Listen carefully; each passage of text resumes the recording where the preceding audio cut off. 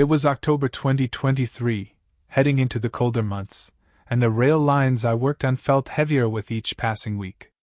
As a track inspector for a large railway in New York, I'd seen things that most people couldn't imagine. Fall always seems to bring the worst. There'd been 2 suicides in the past 48 hours along the line I walked every day. Each time, I'd arrive with the unsettling knowledge that last night's cleanup probably wasn't as thorough as they'd hope.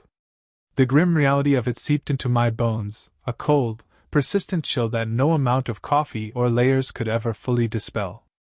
It wasn't unusual to find traces left behind. Maybe a smudge of blood here, stubbornly clinging to the steel, a small piece of bone there, bleached almost white by the elements, a painful reminder of what had happened. It wasn't the sight that truly unsettled me, it was the unspoken story, the sudden, brutal end to a life that I'd never known, yet somehow felt connected to through the shared space of these steel rails. One morning, I came across what looked like part of a kneecap wedged between the rails. It was oddly pristine, like a discarded toy, yet the sight of it sent a shiver down my spine. But the smell, no matter how clean it looked, that smell just didn't leave. It lingered in a way that got under your skin, no matter how many times you told yourself to brush it off. It was a metallic tang mixed with something acrid, something decaying, a scent that clung to my clothes and haunted my nostrils long after I'd moved on. It was the smell of death, of tragedy, and it refused to be forgotten. It became a constant companion, a silent testament to the darkness that lurked beneath the seemingly ordinary rhythm of the trains. And the tracks had their own stories, too. Under old overpasses, draped in shadows and graffiti, behind forgotten platforms, swallowed by encroaching weeds, you could see the scars of other struggles. There were parts of the line known as hot spots, where the evidence of hard lives was everywhere: used needles, glinting ominously in the weak sunlight, makeshift pipes, crude and dangerous, and trash, a tapestry of discarded dreams and shattered hopes. The worst thing I ever came across. Half a used fleshlight, tossed aside under a bridge like some sick joke. It was a grotesque mockery of intimacy, a stark reminder of the depths of loneliness and desperation that could fester in the hidden corners of the city. It wasn't just what people left behind, it was what they were willing to do to hurt others. There were places along the line where I'd find needles taped to the access gates, deliberately set like traps. It was like someone had taken pleasure in the thought of one of us pricking our hand by mistake, a cruel and twisted game played out against the backdrop of the city's relentless pulse. That kind of malice got to me every time, made my skin crawl with a primal fear. It was a chilling reminder that even in the midst of the bustling urban landscape, darkness could blossom, fueled by hatred and indifference. The worst, though, was finding pets, stray cats, their fur-matted and dull dogs, their eyes filled with a haunting confusion, animals that had wandered too close to the tracks and paid the ultimate price. It was gut-wrenching, knowing that once someone cared about them, that they had a name, a soft bed, a loving hand. Those were the times it felt almost unbearable, like the weight of all this sadness was too much, like the world's sorrow had settled on my shoulders, heavy and inescapable. I couldn't shake the image of their wide, frightened eyes, the silent plea in their final moments. It was a profound sense of loss, not just for the animals themselves, but for the shattered trust and the broken connection that had led them to this horrific end. Each day, I walked the same path, knowing I'd probably find more traces of someone's suffering. It was a kind of horror that crept into your bones, a slow, insidious poison that seeped into your thoughts and dreams. It was a constant reminder of the fragility of life, the brutal realities that lay just beneath the surface of our carefully constructed world. It was a heavy burden to carry, this knowledge, this intimate connection to the city's darkest secrets. At night, lying in bed, I'd sometimes hear phantom sounds, the faint whistle of a train, a mournful melody that echoed in my mind long after it faded, or the echo of footsteps on the tracks, a rhythmic beat that seemed to mimic the relentless march of time. I'm not superstitious, but it was hard not to feel haunted. Not by ghosts, but by everything that gets left behind, by the stories etched into the metal and the concrete, by the echoes of pain and despair. I'd lie there, staring into the darkness, unable to shake the images that haunted my mind, the smudge of blood, the shattered bone, the terrified eyes of a lost animal. It was a lonely existence, this life of a track inspector. I kept my distance, not just physically, but emotionally. My colleagues, hardened by years of witnessing similar horrors, seemed to have built walls around their hearts, a necessary defense mechanism against the relentless onslaught of tragedy. We'd share a knowing look, a silent acknowledgement of the shared burden, but words felt inadequate, hollow, in the face of such profound suffering. I tried to find solace in the mundane tasks of my job, the meticulous inspections, the routine repairs, the comforting rhythm of the work itself. But even in these simple actions, I couldn't escape the shadows. The weight of the unseen stories clung to every rail, to every switch, to every signal. It seeped into my hands as I tightened a bolt, into my eyes as I surveyed the expanse of track. There were moments, fleeting and precious, when the beauty of the city would break through the gloom. The golden light of a setting sun reflecting off the polished steel, the crisp autumn air carrying the scent of fallen leaves, the distant roar of a train, a powerful symbol of industry and connection, a reminder that life went on, that hope existed somewhere, even in the face of such profound darkness. But these moments were like fragile butterflies, easily disturbed, easily crushed by the weight of what I had witnessed. I'd often find myself standing on a deserted platform, watching the train lights streak through the night, wondering about the lives of the passengers, their hopes and dreams, their loves and fears. Were they aware of the stories hidden beneath the tracks, the echoes of pain and loss that permeated the space around them? Did they ever stop to consider the fragility of their own existence, the possibility of their own life becoming a tragic footnote in the city's relentless narrative? I knew I couldn't shield myself forever from the darkness, from the haunting reminders of human suffering that were etched into the very fabric of my world. But I also knew that I couldn't simply walk away, that my role was to ensure the safety of others, to maintain the vital artery that kept the city alive. My job was a strange dance between acknowledging the darkness and striving for light, a constant push and pull between despair and hope. So, I continued to walk the lines, day after day, my senses heightened, my heart heavy. I continued to bear witness to the city's hidden wounds, the unhealed scars of its inhabitants. It wasn't easy, but it was my duty. And somewhere within the depths of the darkness, within the echoes of suffering, there was a flicker of purpose, a silent promise to keep watch, to bear witness, to ensure that even in the face of tragedy, the tracks would continue to carry life, to connect people, to move the city forward. And perhaps, in some small way, to offer a glimmer of hope, a fragile beacon in the vast expanse of the urban night.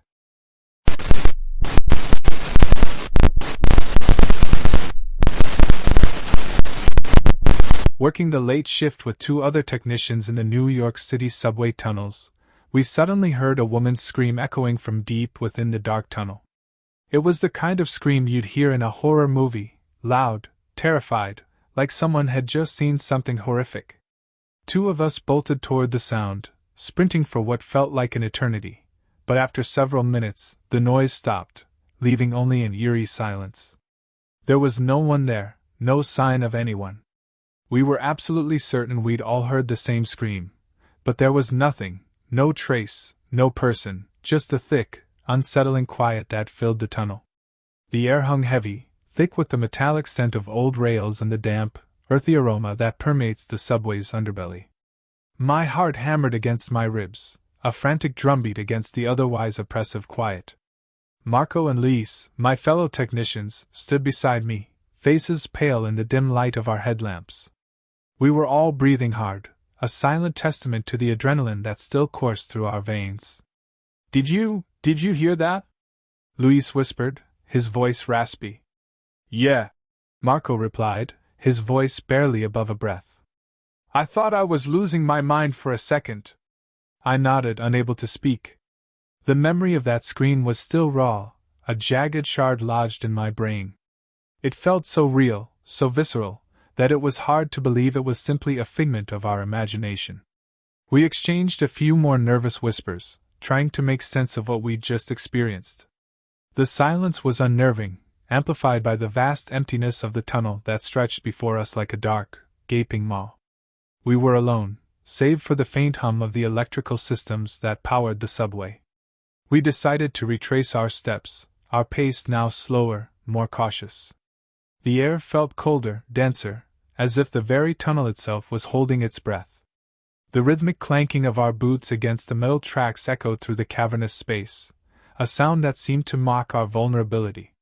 Reaching the point where we'd first heard the scream, we shone our headlamps in every direction, searching for any sign of a struggle, a discarded object, anything that could indicate the presence of another human being. But there was nothing, just the cold, hard surfaces of the tunnel walls and the endless darkness that swallowed up our beams of light. Still shaken, we reached the next station and found a supervisor to ask if any work crews or emergency personnel were nearby. He shook his head, saying there was no one close enough to be heard, not in that section of the tunnel, especially this late at night. It was a dead zone, reserved for maintenance work that hadn't even started yet. "No one's been down there since, well, not since the regular shift ended," he said, his voice laced with a hint of unease. "You boys all right? You look a little pale." We mumbled something about a close call with a malfunctioning cable and hurried away, the supervisor's words echoing in our minds. No one in that section of the tunnel. Yet we'd heard that scream, plain as day. That night, I couldn't shake the feeling that something was amiss. The image of the tunnel, the echoing scream, it all haunted me. I started to recall snippets of conversations I'd had with other technicians, whispers about the tunnel's darker side, stories they'd shared reluctantly, in hushed tones. I've heard other techs tell similar stories, though. One guy said he was walking alone along the tracks a few years back, far from any other workers, when he heard someone whisper his name. Another claimed he heard dragging chains echoing through the old, closed-off City Hall station. I'm not one for ghost stories, but I have no reason to doubt these guys. They told me quietly, off the record, when I asked about strange occurrences in the tunnels. In the deep underground, it's so silent that maybe our minds are just filling in the gaps, playing tricks. But there's a creeping feeling down there that stays with you long after. The more I thought about it, the more I realized that these stories were more than just idle chatter. They were a collective acknowledgement of a shared experience, a sense of unease that permeated the tunnels, a whisper of something unknowable lurking in the shadows. The subway, a vital artery of the city, pulsated with life above ground, a relentless stream of people rushing to their destinations. But beneath the city's surface, in the labyrinthine tunnels that snaked through the darkness, there was a different kind of energy, a sense of isolation and an unsettling quiet that felt pregnant with secrets. It was like the subway itself had a heartbeat, a rhythm that was both comforting and unsettling at the same time. The rhythmic rumble of the trains, the whirring of the electrical systems, it all felt like a constant reminder of the vastness of the subterranean world, a world that existed outside of our normal perception. The following weeks were filled with a sense of unease. Every time I descended into the tunnels, I carried the memory of that scream, a phantom echo in my ears. I found myself listening more intently, searching for any unusual sounds, any hint of something beyond the usual symphony of the subway. I started to notice things, strange flickering lights in the distance, faint whispers that seemed to disappear as soon as I tried to identify them, a persistent chill that seeped through my work clothes even on the warmest days. And then there was the story of the City Hall station, a ghost story whispered amongst the technicians. It was a station that had been closed for decades, a forgotten relic of the subway's history. Legend had it that the station was haunted, the echoes of its past still clinging to the air. I'd heard whispers about a terrible accident that had occurred there years ago, something so horrific that it had sealed the station's fate, plunged it into an eternity of darkness and silence. One night, while working a maintenance shift near the abandoned station, I found myself drawn to its entrance. It was a dark, foreboding space, the metal bars of the gates rusted and covered in layers of grime. I felt a strange pull towards it, a morbid curiosity that I couldn't ignore. Hesitantly, I shone my headlamp through the bars, peering into the darkness within. The air felt thick, heavy with an almost tangible sense of sorrow. I could hear a faint dripping sound, a constant, insistent rhythm that seemed to echo the passage of time. And then I heard it. A faint, whispered sound, A whisper that seemed to emanate from the very walls of the station. It was a word, barely audible, barely coherent, but it was my name. My breath hitched in my throat. I froze, my headlamp beam trembling in the darkness. The whisper faded, swallowed by the silence of the station. I was left alone with the chilling echo of my own name, a ghostly whisper in a forgotten place. I stumbled back, my heart pounding in my chest. I couldn't explain what I'd heard, what I'd felt. But I knew, deep down, that I wasn't alone in the tunnels. To lighten the mood, I've also heard there are a few people who flash subway drivers from windows that look out onto certain above-ground sections of track. Never seen it myself, but I've ridden with other conductors who swear it happens. These stories, these glimpses of the unseen, they were a constant reminder of the subway's hidden life, its secrets buried beneath the city's surface. The subway, it seemed, was more than just a mode of transportation. It was a complex, living organism, a creature with a history and a soul, a creature that whispered its secrets in the darkness, a creature that held onto its past with a tenacious grip. Despite the fear, despite the lingering unease, I found myself drawn back to the tunnels. There was a strange fascination, a morbid curiosity that kept me coming back, always searching for answers, always hoping to uncover the secrets that lay hidden beneath the city's skin. The subway, with its labyrinthine tunnels, its echoing spaces, and its enigmatic history, has become a part of me. It's a place where the boundaries between the real and the imagined blur, where the line between the living and the dead becomes impossibly thin. And though I still occasionally hear whispers in the darkness, though I still feel that creeping sense of unease in the depths of the tunnels, I accept it as a part of the subway's soul, a reminder of the hidden world that exists beneath our feet, a world that continues to whisper its secrets in the echoing silence of the New York City subway.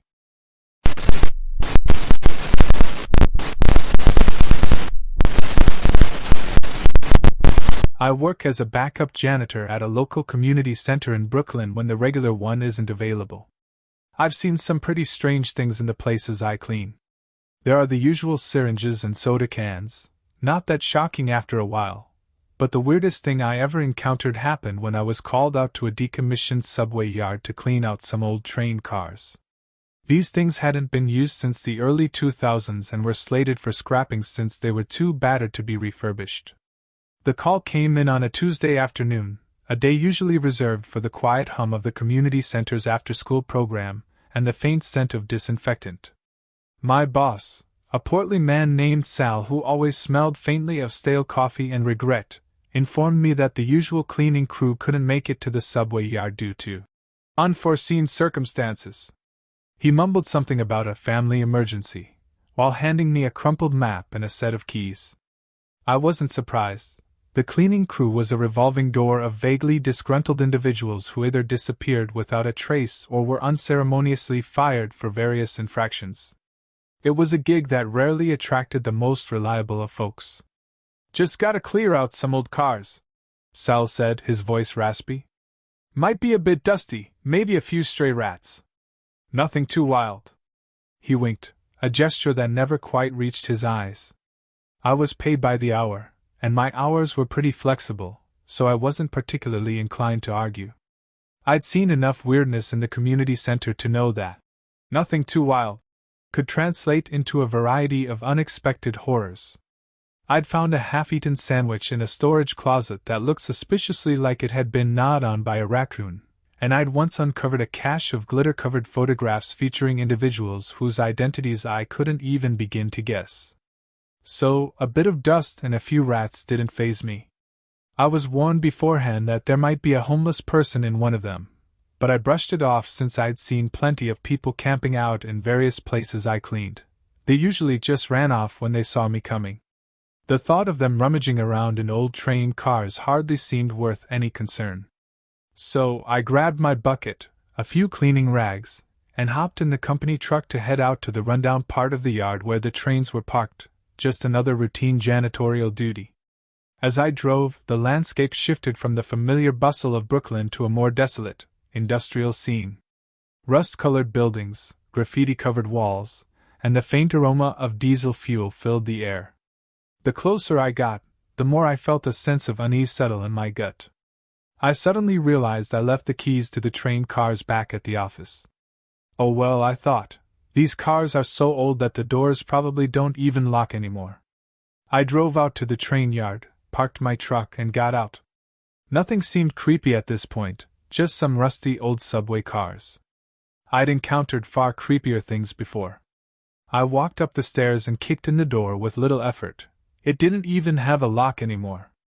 The metal shrieked in protest as I forced it open, a sound that seemed to echo through the otherwise silent yard. When I stepped inside, I was immediately struck by something odd. The interior was in near mint condition. The seats, though faded, were remarkably intact. The walls were devoid of the usual graffiti and grime that coated the other trains in the yard. Great, I thought, one less room to clean. But then I noticed something very disturbing, a skeleton slumped against the wall. My heart stuttered in my chest, a frantic drumbeat against my ribs. The skeleton was remarkably intact, a stark contrast to the deteriorated exterior of the train. It was wearing a faded leather jacket and clutching a pill bottle in its bony hands. My mind reeled. This was a suicide. I had stumbled upon a forgotten tragedy, a ghost left behind in the forgotten corner of the city. I felt a wave of nausea wash over me, a cold dread that clung to the back of my throat. As I moved closer, my mind raced. How long had this person been here? How had nobody noticed? I carefully pried the pill bottle from its grip, my hands trembling. The prescription date was November 12, 2002. This guy had been decomposing in this train for over a decade, and nobody had even noticed he was missing. The air grew heavy, thick with the silent weight of forgotten sorrow. The faint smell of decay mingled with the stale scent of old leather and dust. I felt a surge of profound sadness wash over me. This man, whoever he was, had been alone in his final moments, and his existence had simply vanished. I pressed a button on my radio and told the security guard to call the police. There's a dead guy in here, and he's been here for years. My voice trembled slightly, a tremor of fear and shock. The security guard, a gruff man named Eddie who seemed perpetually annoyed at the world, responded with a tired, Yeah, I'll let them know. I felt a surge of frustration, but I knew there was nothing more I could do. About 5 minutes later, a patrol car pulled up, and an officer stepped out and approached the train. He was young, with a clean-shaven face and an air of cautious optimism that quickly faded as he stepped into the carriage. The scene inside seemed to strip him of his youthful energy, replacing it with a somber look of grim contemplation. It turned out this man had been reported missing since 2003, and no one cared enough to search for him. He was an elderly man who had lost his wife and took his own life in the car. He had lain there in silence for 11 years, undisturbed. His disappearance had been met with a shrug, quickly forgotten in the relentless churn of the city. The officer, a man named Collins, informed me that the man's name was Frank Thompson, a retired postal worker. He was a quiet, unassuming man, who, according to his only surviving relative, a distant niece, rarely interacted with anyone outside of his immediate family. His wife, Sarah, had passed away from cancer 2 years prior to his disappearance, and Frank, it seemed, had been unable to cope with the loss. I stood there, watching as Collins and his partner meticulously examined the scene, the weight of the discovery settling upon me. 11 years. 11 years of silence, of decay, of a forgotten life. A chill ran down my spine, a reminder of the transient nature of existence, the ease with which someone could disappear without a trace in the vast anonymity of a city like Brooklyn. Days turned into weeks, and the story of Frank Thompson's tragic end faded into the background noise of the city. The train car was eventually hauled away to the scrapyard, its secrets swallowed by the insatiable maw of industry. When they finally buried him a few days later, I was the only one who showed up.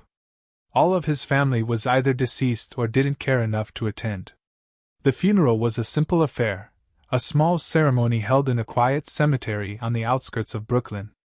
I stood beside his grave, the freshly turned earth a stark reminder of his life, his death, and his lonely end. The silence was heavy, broken only by the distant murmur of traffic. I felt a profound sense of melancholy, of responsibility, for this man whose life had been reduced to a forgotten footnote. It was a sad and creepy experience, a haunting reminder of how easily someone could slip through the cracks in a city that never sleeps. A city that, in its relentless pursuit of progress and movement, sometimes forgets the human cost of its relentless rhythm. I left the cemetery with a heavy heart, a renewed sense of the fragility of life and the importance of human connection. The experience had changed me, etching a subtle sense of melancholy into my normally cheerful demeanor. The city, which I had previously viewed as a vibrant tapestry of human experiences, now seemed a little colder, a little more indifferent.